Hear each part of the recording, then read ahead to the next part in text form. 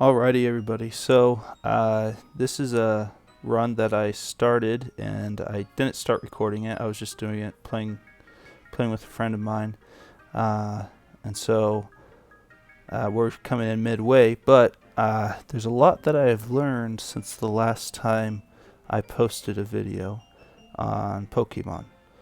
The main thing is that there's a lot more to Pokemon than I thought there was.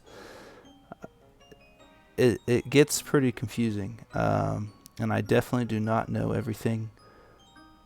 I know enough to know that I don't know a lot. Let's put it that way.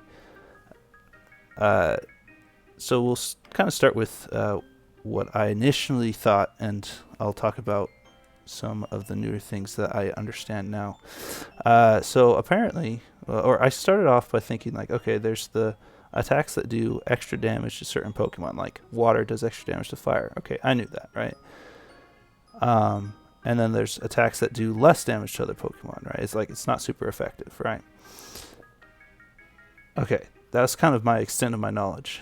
I have since learned there are some types that do absolutely no damage to other types. So electricity doesn't hurt ground type, which makes sense if you know anything about electricity. And there's a couple different one of those. You can't use physical attacks on ghost Pokemon, right? So like, there's some things that I just didn't know that I've learned. Then on top of that, there are a lot of other. I don't have the scripted out. I'm just kind of going off of my brain here. The like there are certain types of attacks. Like there are physical attacks, and then there are special attacks.